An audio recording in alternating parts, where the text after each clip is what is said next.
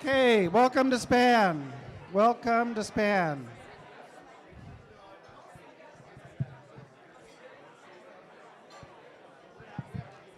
Glad everybody's finding their tables. Okay, welcome to SPAN. Holidays are here. My name is Mark Davis. I'm thrilled to be this year's president of SPAN. I work at the D.A. Davidson Trust Company on the trust team in Seattle. And today, we're fortunate to have 20 people that have never attended a SPAN meeting. So we have a sort of a record number. So if you could please stand if you have not been to SPAN. Woo!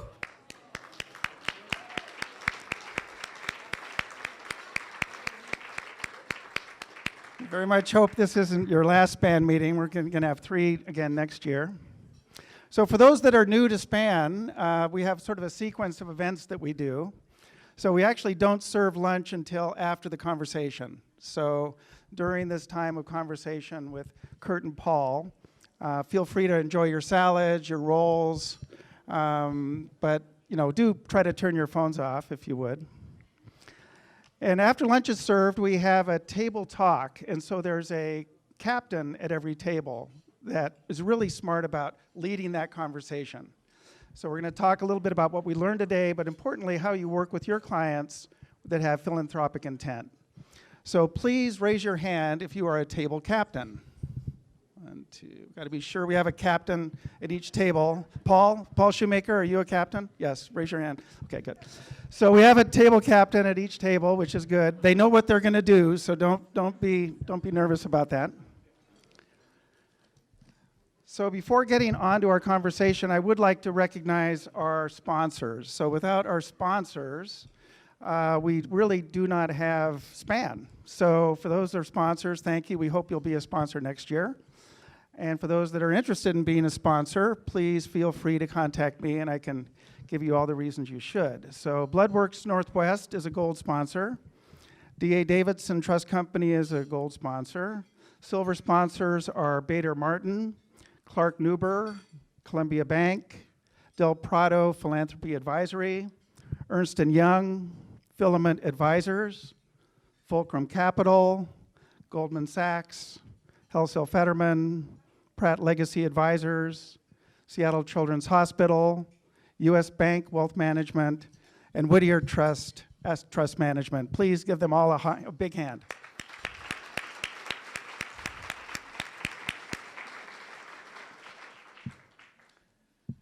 So next, Paul Shoemaker will lead the conversation today with Kurt Dammeier. I'm going to introduce Paul. Paul will introduce Kurt and lead the conversation. So Paul, feel free to come up onto the stage with Kurt. Paul is best known out of Seattle for his best-selling book called, go ahead. Can't Not Do. Can't Not Do. For those of you who haven't read it, please do. Kurt, go ahead and please. Up here next to Paul. And he's best known to SPAN as our guiding light. He was really the co-founder with me and a couple other people that are here today. Fortunately, most of you are all here today. As I call him, our guiding light. He's a founding and current board member, and has led, of our 37 conversations we've had at SPAN, he's led 14 of them. So the first being Paul and Debbie Brainerd in October of 2007. So please welcome Paul Shoemaker and Kurt Dammeier to SPAN.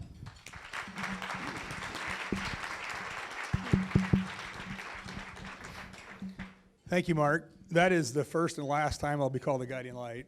I can assure you that. So I assume everybody read Kurt's quick bio on the SPAN invitation. I'm sure some of you know him. I would describe you as entrepreneur, food guy, business builder. We're friends. Our families have been friends. Our wives are really good friends. So I sort of know him in that context too. He's a guy that's up to a lot of things in the world. And one of them is philanthropy, and that's obviously why we're here today. I think it's kind of helpful to ground us in, when I think of you, like I said, I think of you as a food guy. You're passionate about it. If you ever get invited to his house for dinner, frickin' go, because it's awesome. The dude can cook up a storm. So you're a food guy. Where does that come from? Where did that originate? Like, I don't know, I think I was born with it, maybe. My mom used to tell the story of me, age 8, announcing to her that the cinnamon toast wasn't cutting it, and coming up with my own way of melting the butter and creating a cinnamon sugar butter slurry so I could basically get like a reduction sauce aspect to my cinnamon toast. Okay. And then I cooked for my fraternity in college, and So you're just born with it, literally. You've always been Yeah. that way. Okay. So you have become sort of more philanthropic as the years have gone along, and you've gotten more successful in your business. What's sort of the original inspiration? Why do you care about being here today? Why do you care about giving back to the community? So I don't know that I've become more philanthropic. I just have more money to give, and so Okay. people notice it more. Yeah. I guess I should turn and face the whole crowd rather than just you. First of all, I want to say that I'm your 37th interview. I hope you get it right. 14th. 14th? Of Okay. 37. Okay. So my parents were my original example of philanthropy. They were hugely philanthropic and felt kind of, and I didn't grow up in a super wealthy family, but even though it was kind of like an upper middle class family, it was kind of like this kind of, and this word might seem a little kind of bourgeois, but kind of that noblesse oblige thing, the idea that if you have to give back. And that was clear and present in my family from an early time frame. What did that look like? I mean, that volunteering, giving, how did that show up in your family? They were joiners. They were board members. They were in the arts. They helped the underprivileged. My mother was one of those people who basically had a full-time job out volunteering, trying to help people. Yeah. And my father was kind of the civic board member on the other angle. And they were very active in something called BASH. I don't know, which was the Tacoma equivalent of Poncho. I grew up in Tacoma. And so my early philanthropy, when I first moved to Seattle after college, I wanted to get involved. And I called the people at BASH and said, what should I do? And they referred me to Poncho. I'm like this 22-year-old kid, and I don't think the people at Poncho knew what to do with me. So they foisted me off onto the Empty Space Theater. And I became like maybe the most useless and youngest board member on the Empty Space Theater. Not my fault that it went under, but it was a great little training ground on how murky paths forward are for nonprofits. Absolutely. Great experience. So you got your business going. You're holding company Sugar Mountain. If people don't know Kurt, I'm sure you know Beecher's Cheese. Ooh, there we go. That got more applause than you did. So, Rightfully so. rightfully so. So you created Beecher's Foundation. So tell us a little bit about why you created it and what Beecher's Foundation is about. So when I started Beecher's, I was starting my own brand, and it was a second career, and I really wanted it to. I wasn't doing it entirely for money, right? So I was doing it more for me, more for personal fulfillment.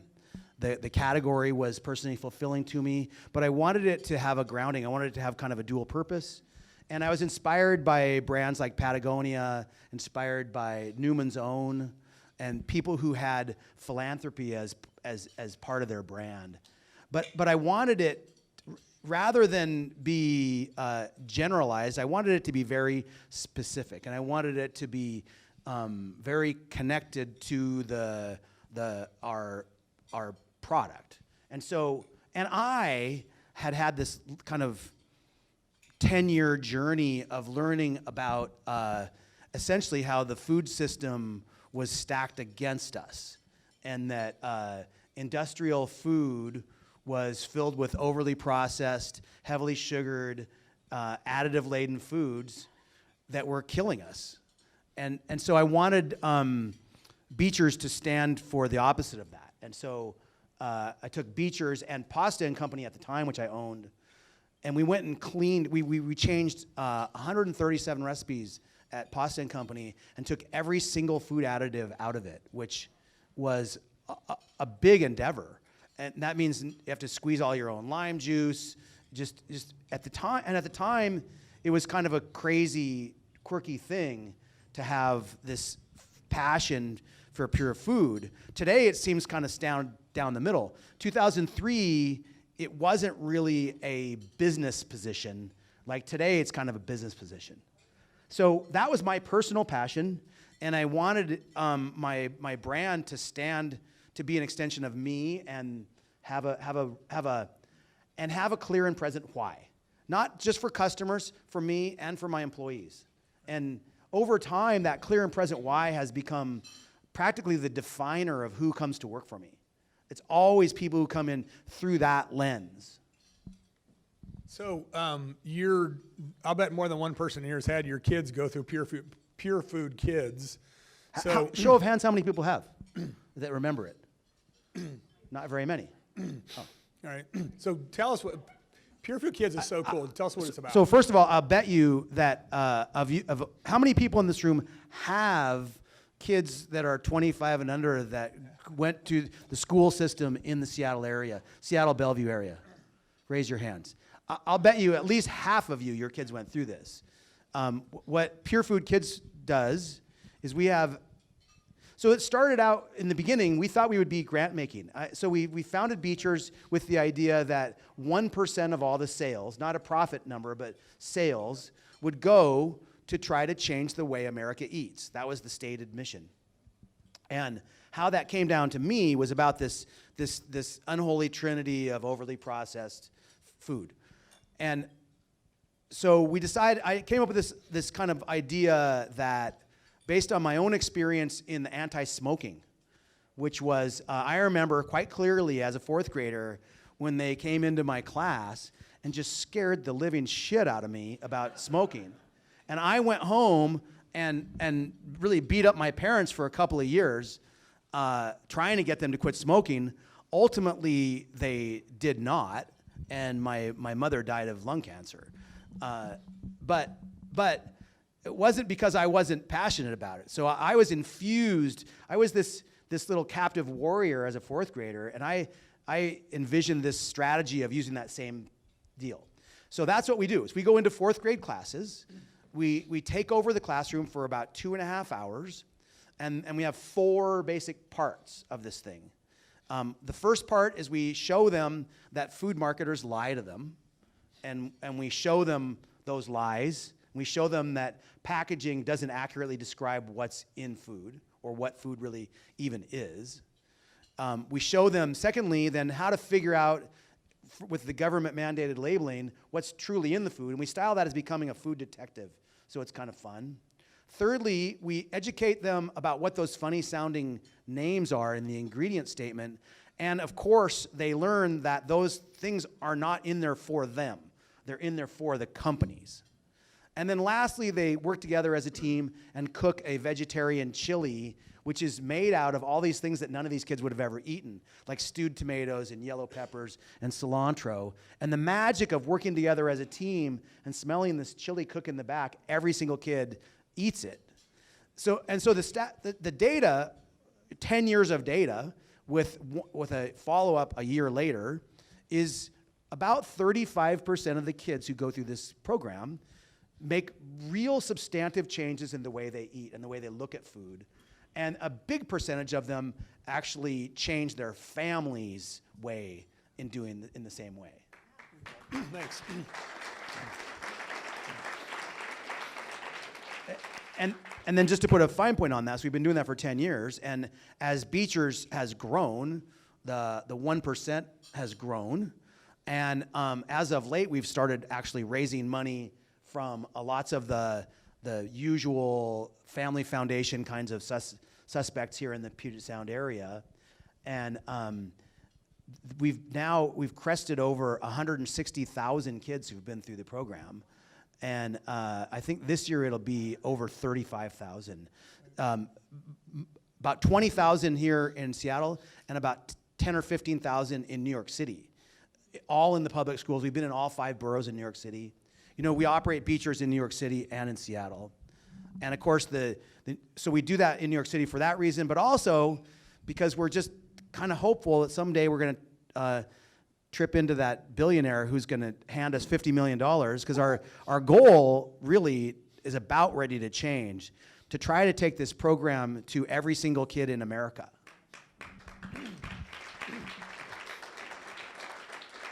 So it's always kind of cool to see how people's philanthropy reflects who they are as human beings. You've obviously described to us how your being a food guy is reflected in your philanthropy. You're also a very entrepreneurial kind of person. So how does that entrepreneurship show up in how you approach your philanthropy? So my philanthropy is like kind of like trifurcated, maybe even a little bit. The bulk of it is the Beechers Foundation, which between the 1% of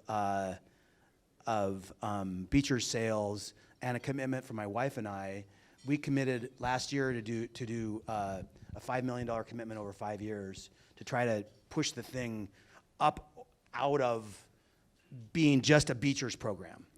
And that, that's pretty much mostly what we do. That's the number one program. My company, we're a consumer. We sell to everyone, right? We have food businesses, pasta and company, restaurants, a few other things, beef company. We say yes to everybody who ever asks us for something. And I actually because we actually like the idea of being asked, I even brought our donations coordinator, Reagan Billou, here. So if anybody would ever like anything from our company, an auction item, some product, anything like that, she's the one, and rest assured we will say yes. What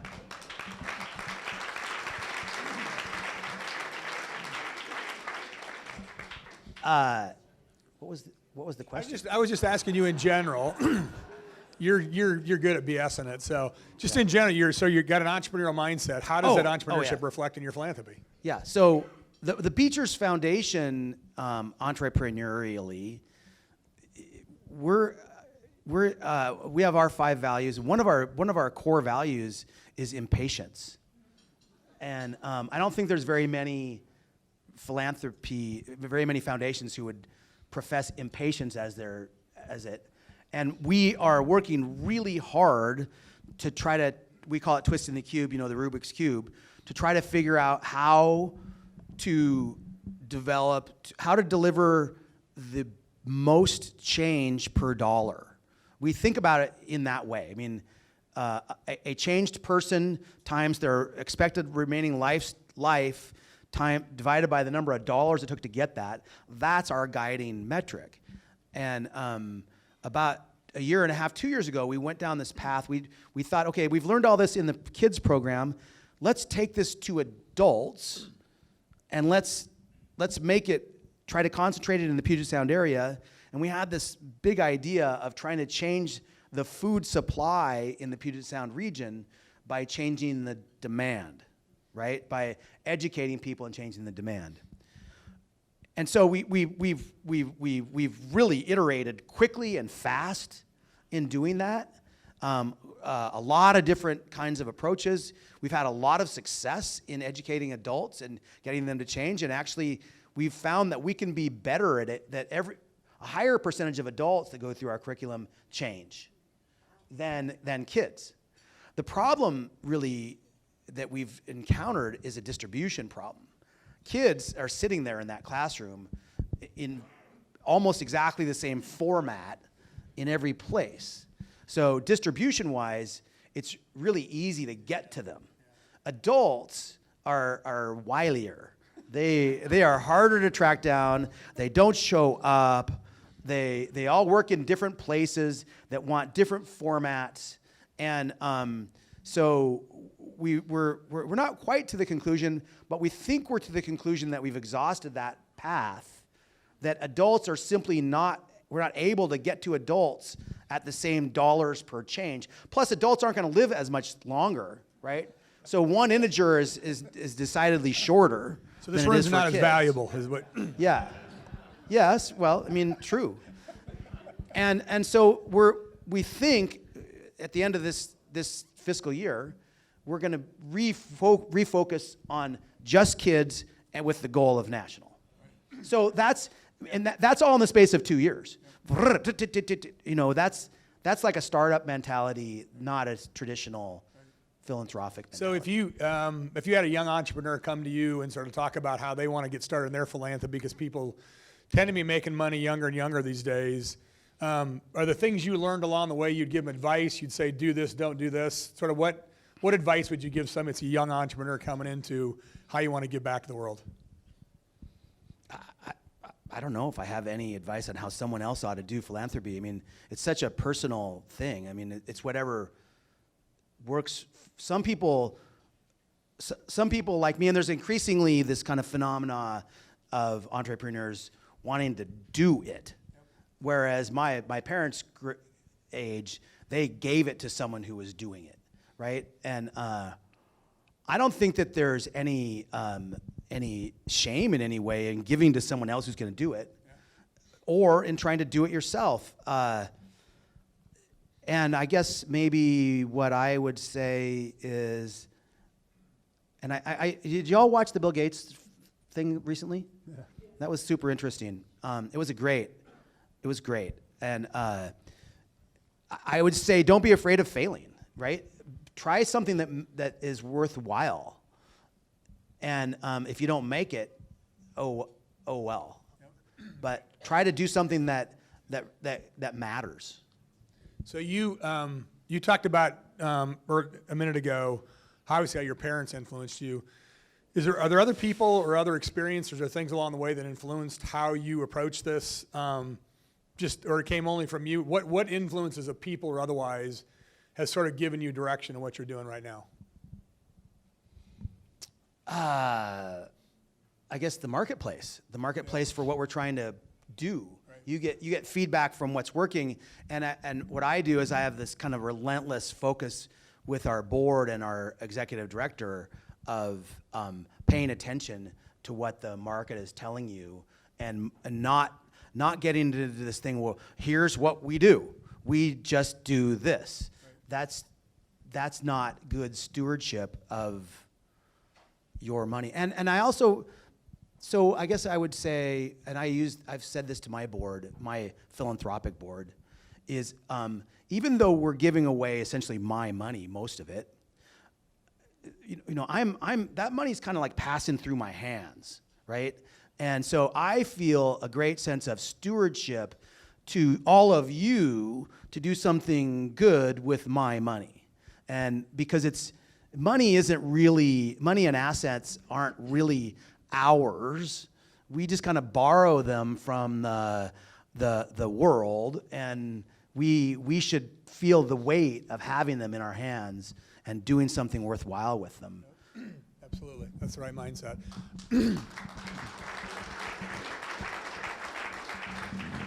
I'm going to throw it open to questions here in a minute or two. I got one or two more for Kurt. When you look at 2020 coming up, the year ahead, and everything you've just reflected on, what are sort of your biggest goals? What's your biggest goal? What do you want to make happen? What do you want to see happen in 2020? What's top of mind? Regime change. and I'm, I'm question was halfway out, and then I thought, wait a minute, I should pull that back and focus it. I'm not a political person, really. My favorite thing in looking back at the Obama era was I didn't pay attention. I hate the amount of money that goes into politics, and I do not engage in it much. We don't donate, we don't engage, and I don't know if we should or shouldn't. I struggle with that right now when I feel like it's such a dire thing, and it isn't about the politics for me. It's about the conversation. It's about the tone, and that's the biggest problem in our world right now is the tone. It isn't 100% that fellow's problem, but he certainly is the lightning rod for it. Right. Some of you clap, some of you probably won't clap for that one. When you think about philanthropically, Beechers, the work you do with Purfield Kids, what do you in that range, in that sort of channel? What do you want to get done in 2020? I want to get back during 2020. I want to get back to a place where we have clear marching orders, and I want to where that place has to be something where we're really experimenting with how we deliver the curriculum, and the idea, our charge is to get like a 25% uptick in success per kid with a like 50% decrease in cost. And I think if we can get there, that this is something that could attract. If we can get down to like $5 or $10 a kid, that results in a 40 or 50% food change, I think we can attract like big time foundation dollars. I think it's realistic actually to think about trying to do this with every kid in America. Very cool. So how about out here? What do you guys got for questions? Kurt thinks about this stuff a little bit differently than some of the folks we've had here before, which is why he's here. What are questions on your mind? The way back there.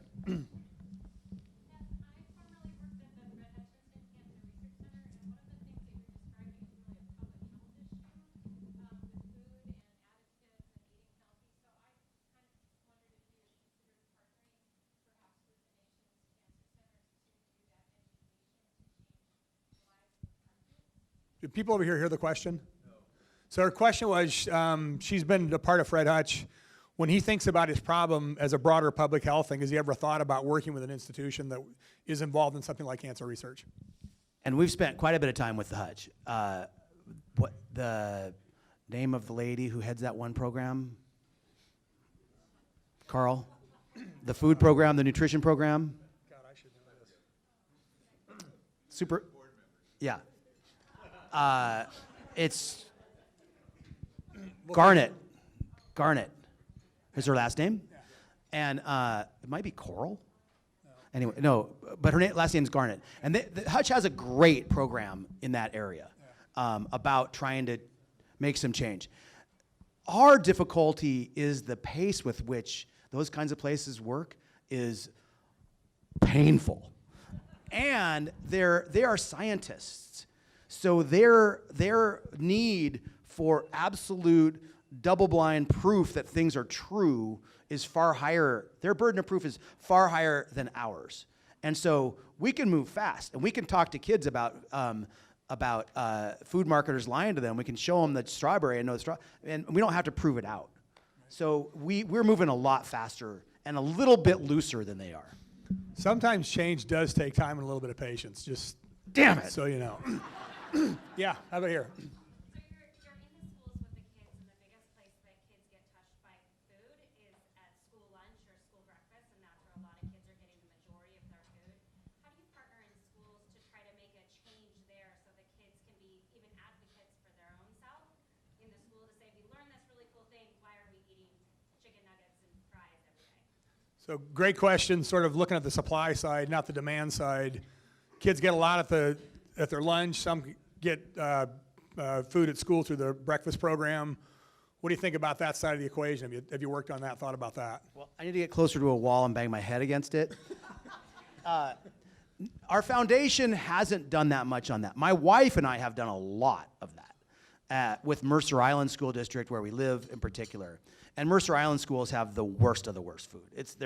They're really borderline awful, which is really ironic given they're supposed to be a rich district. That is such a thorny thing. What we've chosen to do in that is essentially nothing.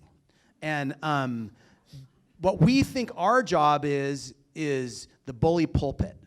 Our job is to try to change attitudes, not to try to change regulations, if you will. And the school lunch thing won't change until we change attitudes, because realistically we get exactly what we ask for in schools. right? We get what we tell our school board essentially is we care a lot about algebra and football and not much about food. And so what we get is the government mandated nutrition for the lowest possible bid. It's all low bid. When you're feeding people on low bid, you're going to get what you ask for. And that's what school nutrition is. Until you all tell your school board that those priorities need to be inverted, then no one can really make much change in schools. And the limited schools that have made those changes is because there's been an uprising of parents. Bainbridge Island actually, I think, is doing a pretty good job. There's a school district up in Mount Lake Terrace that's doing a pretty good job. And most famously, New York City public schools are doing a much better job than they ever used to, which just kind of slaps at the idea that we're too big. But there's enormous structural problems. The cooks don't know how to cook. They don't have any equipment other than ovens to bake frozen shit. It's a huge and thorny problem. If I get one more question, am I good? Okay, so, all right, so just one quick comment about that, by the way, too. Not like I've hung around food supply as a problem a lot, but there's actually a lot of organizations working the supply side of it, which is great, and not as many people working the demand side, and you do have to work both sides of it. And I will actually say, I think the demand side's harder to work because it's trying to change people's minds and change their attitudes as opposed to sort of dealing with this rational system, seemingly rational. So the fact that he's working the demand side is actually really important. You got to work both sides of a problem. So right here. One of the questions I have getting back to schools is I do a lot of volunteering in Highland School District, and what I see there in particular, because it's not a local school district, is food insecurity. A lot of people in King County have insecurity with food. What we see a lot is on Fridays and on weekends, while the food in the school districts are terrible and it's awful, is the kids don't have food necessarily to eat on weekends. So any thought on the food that is left over? We've really pushed in the cafeterias to take the crap and at least make little sack lunches to take for the kids to have food on weekends. Any work that's been done like that with either your foundation or anything that has been done? So the question is about the food that's left over. What are you doing with that, and how does it potentially relate to food insecurity outside of school hours? Any thoughts around that? I probably refer you to Linda Nagiot. We aren't involved in that at all. Well, two things. First of all, if we look back at Alice Waters from 20 years ago, she started her foundation with schools having a place to grow the food so the kids understand. But I think also if you look in our community, I think we're pretty fortunate with Food Lifeline and what they're doing.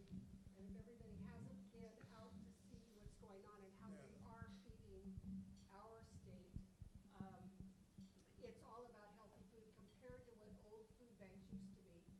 And I've gone and stood in line just to see kind of what happens at some of these food banks, and they are getting much healthier food. But I think your bigger problem is probably what people can afford to buy to feed their kids, number one. And your cheese is the best. However, most people are not in public school situations. Those kids are not eating Beecher's cheese. They're eating, takeoff of Tillamook or something. They spend a lot of time eating cheese, pizzas from bad pizza places that have probably fake cheese. So I think it starts way down below what the parent can afford, and teaching kids to eat healthy, because by fourth grade, you've got some that'll eat anything because they are fortunate enough to have a mom that would cook something other than Kraft macaroni and cheese. And so it's hard, even if the kid goes home and says, oh, we shouldn't be eating this, or you shouldn't be smoking a cigarette. I mean, we all kind of learned about, you need to put a seatbelt on. Well, Carl says, my mom had this for a seatbelt, which was product in front seat. So that change comes very slowly, and it does work. But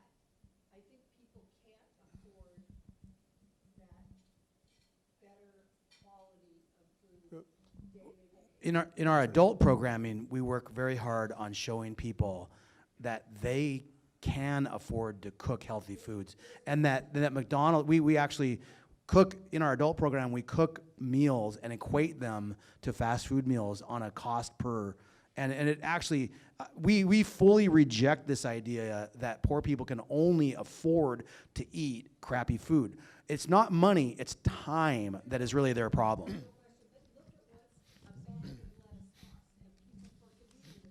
Buy lettuce that's already been cut and treated to make it not turn black.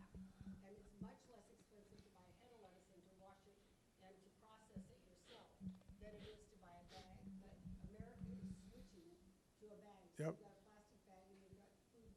Right. You're talking to the wrong person about it. Thank you. True audience participation. Let me do one more question and then we'll wrap. The back.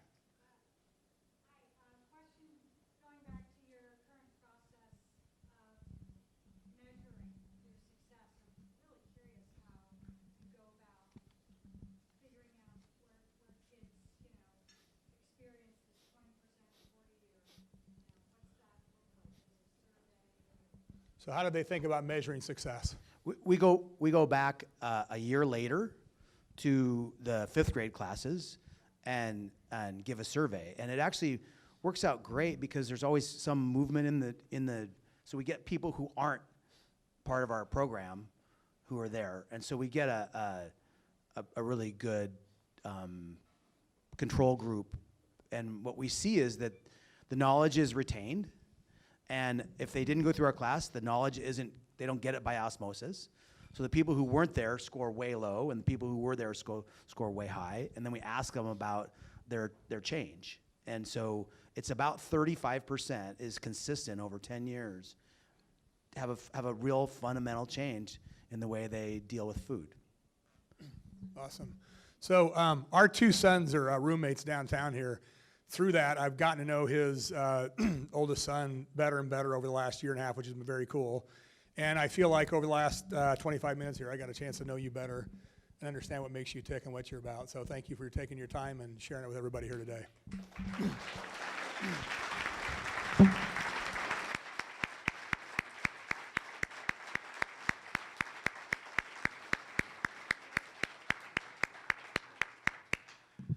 Well, that was certainly awesome. So one more quick hand.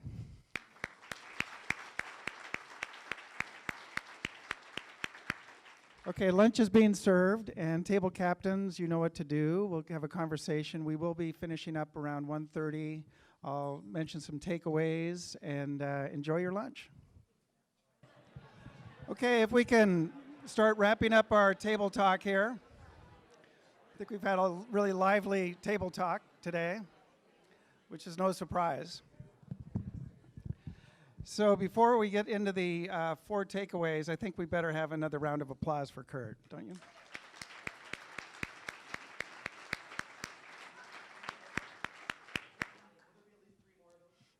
Promise. At least 2. So I'm sure we're all still, these are my takeaways, and usually I have 3, but today's 4 because there were so many. So the first one, I'm sure we're all visualizing the cinnamon butter slurry. That's probably all still, okay. Have a clear and present why. Guiding metric, how to make the most change per dollar. And 2, don't be afraid to fail and do something that matters, right? Any others you want to add to that, Kurt? Any others you want to add to that? Okay, good, I hit it. Yes. Be an example to your children every day, every minute, and forever, right? So wishing everybody a wonderful, happy holiday. We do have some amazing speakers lined up for next year, but we haven't actually confirmed the dates. But I can promise that next year is going to be a fabulous year for SPAN. And I'm just thrilled that you're all here today and wishing you all a wonderful holiday.